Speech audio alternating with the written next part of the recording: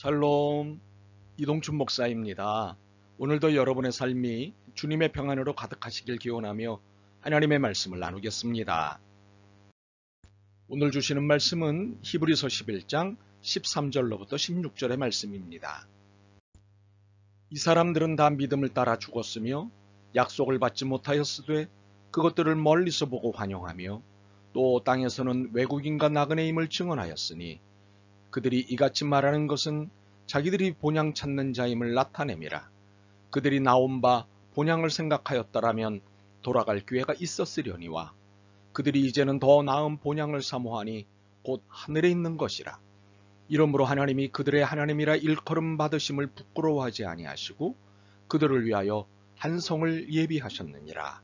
아멘. 히브리서 11장 13절로부터 16절 말씀을 본문으로 나그네의 짐은 가볍고 삶은 자유로워야 라는 제목으로 말씀을 나누도록 하겠습니다. 이스라엘 민족은 유목민으로 시작했습니다. 일정한 곳을 거처로 삼지 않고 떠돌아다니는 삶을 산 것이죠.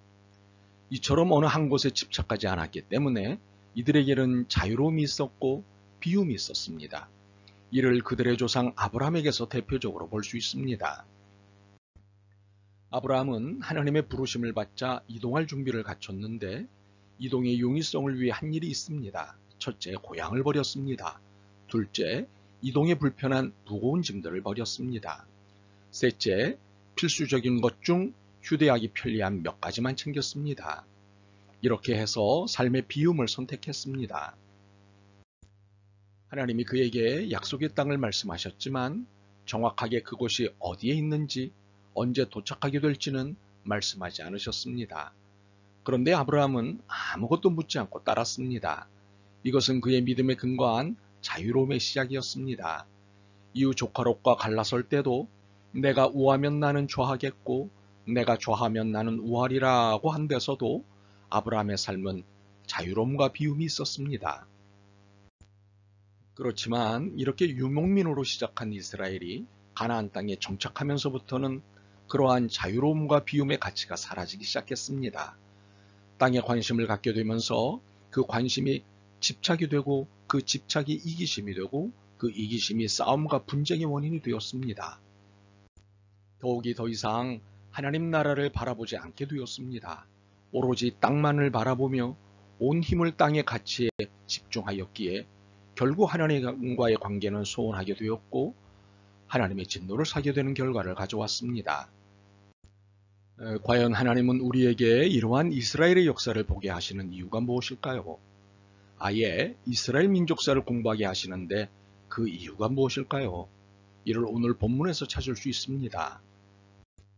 13절과 14절입니다.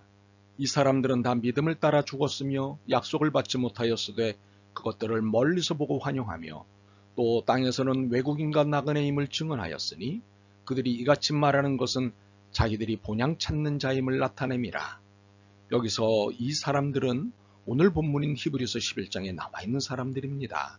아벨, 에녹, 노아, 아브라함, 이삭, 야곱, 사라, 요셉, 모세, 라합, 기드온, 바락, 삼손, 입다, 다윗, 사무엘, 그리고 선지자들입니다.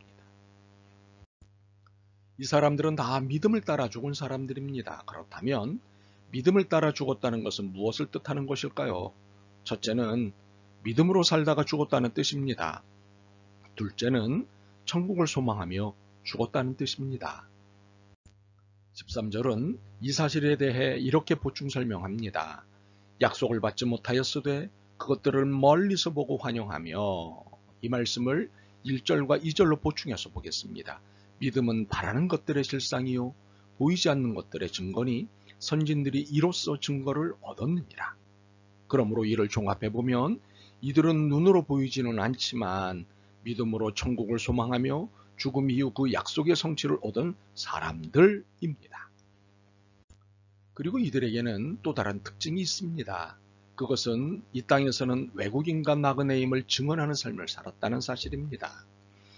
자신들의 정체성을 외국인과 나그네로 규정하였다는 사실입니다. 그리고 이 사실을 공개적으로 고백했습니다. 외국인이라 함은 국적에 따른 분류이고 나그네라 함은 거처에 따른 분류입니다. 이에 믿음의 삶이란 이 땅이 외국 땅이고 이 땅은 임시 처소라는 것을 고백하며 사는 삶인 것입니다. 그렇다면 이렇게 고백하는 이유가 무엇일까요? 본향이 따로 있기 때문입니다. 14절입니다. 그들이 이같이 말하는 것은 자기들이 본향 찾는 자임을 나타냄이라. 이처럼 본향이 따로 있기 때문에 이 세상, 이 땅에 집착을 하지 않는 것입니다. 15절과 16절입니다. 그들이 나온 바 본향을 생각하였더라면 돌아갈 기회가 있었으려니와 그들이 이제는 더 나은 본향을 사모하니 곧 하늘에 있는 것이라. 아브라함은 다시 돌아갈 수도 있었습니다. 힘들고 어려울 때면 그런 생각을 할 수도 있었을 것 같습니다. 그러나 그는 돌아가지 않았습니다. 왜냐하면 이는 그가 하나님이 계획하시고 지으실 터가 있는 성을 바라봤기 때문입니다. 그들은 이처럼 공개적으로 자신들이 하나님 나라 백성임을 자랑스러워했고 또한 하나님 나라를 소망하며 살았습니다. 더욱이 삶도 하나님 나라 백성답게 살았습니다. 가볍고 자유롭게 말입니다. 어느 권사님이 믿지 않는 며느리를 맡게 되었습니다. 이 권사님의 소원이 당연히 며느리의 구원이었습니다. 10여 년을 애써도 안 되자 목사님에게 SOS를 쳤습니다. 목사님, 제가 이제 얼마나 살지 모르는데 제가 죽기 전에 며느리가 예수님 믿는 것을 보고 싶습니다. 도와주세요. 그래서 목사님이 며느리를 만나 간곡하게 복음을 전했습니다. 여러 시간을 묵묵히 듣고 있던 며느리가 이렇게 말을 했습니다.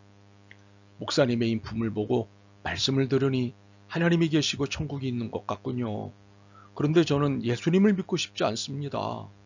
천국에 가서 시어머님을 또 만나야 한다고 생각하니 끔찍해서 말입니다. 목사님은 더 이상 말을 못하고 돌아왔답니다. 하나님 나라 백성은 하나님 나라 백성답게 살아야 합니다. 그런데 이것은 자기 스스로 만족해서는 안 됩니다.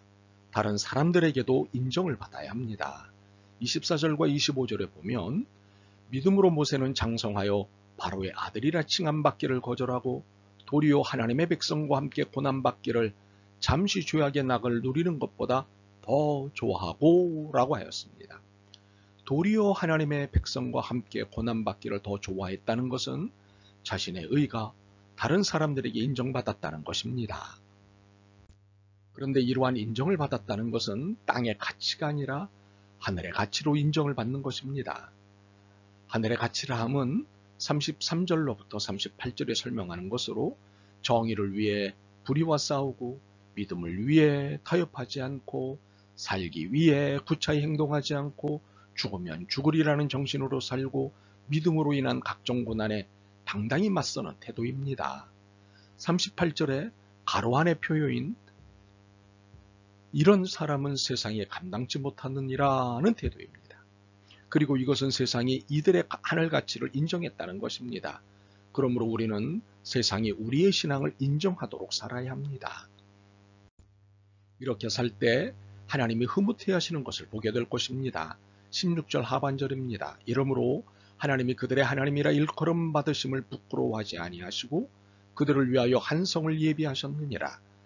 이처럼 하나님이 우리에 대해 부끄러워하지 않으시도록 살아갈 책임과 의무가 우리에게 있습니다. 어떤 어머니가 일찍 홀로 되셔서 콩나물 장사를 하면서 자녀들을 모두 교육시켰습니다. 자녀들이 장성하여 나름대로 세상에서 인정받고 잘 사는데도 어머니는 자녀들과 같이 살지 않고 작은 집에서 혼자 검소하게 사셨습니다. 자녀들은 혼자 사시는 어머니를 보며 어머니 이제 우리도 모두 잘 사니 어머니를 호강시켜 드릴 수 있어요. 이런 보잘것없는 집에 혼자 살지 마시고 저희랑 좋은 집에서 사세요 라며 애원했습니다. 그러자 어머니는 이렇게 말씀하셨습니다. 너희들이 애원하니 정 그렇다면 나를 위해 이런 집을 지어다오. 집바닥은 온통 유리로 하되 기둥은 12개로 하고 그 기둥 밑바닥에는 반드시 보석을 박아라. 보석은 각기 다른 색깔로 하고 문은 12개가 되어야 한다. 어머니의 말씀을 들은 자녀들은 하나같이 기가 막히다는 듯이 되물었습니다. 어머니 농담이시죠? 세상에 그런 집이 어디 있으며 그런 집을 어떻게 짓나요? 그러자 어머니의 말씀이 걸작이었습니다. 아, 그런 집이 어디 있냐고? 나는 그런 집을 하나님으로부터 분양받았단다. 그래서 곧 그곳에 살게 될 테니 나에게 더 좋은 집으로 가서 살자고 하지 말거라. 우리가 이 어머님에게서부터 무엇을 배울 수 있을까요? 그것은 하나님 나라 백성으로서 가져야 할 태도인 믿음입니다. 믿음에 기초한 소망입니다. 소망 중에 사랑하며 사는 것입니다. 이것은 영적 나그네로서 살아가는 삶의 기본 태도입니다. 그리고 삶의 짐은 가볍고 영혼은 자유로워야 한다는 사실입니다. 참으로 하나님 나라로 가는 나그네의 짐은 가볍고 삶은 자유로워야 합니다. 이러한 비움과 주림 그리고 자유로움에 모든 것들을 맞춰야 합니다. 이는 우리가 평생 잊지 말아야 할 자세입니다. 아멘. 주님, 하나님 나라 백성은 짐이 가볍고 영혼은 자유로워야 한다는 사실을 다시 깨닫습니다. 늘 하나님 나라 백성답게 처신하고 삶으로 증언하게 도와주옵소서. 예수 그리스도의 이름으로 기도드립니다. 아멘. 오늘도 여러분의 믿음과 삶을 응원합니다. 사랑합니다.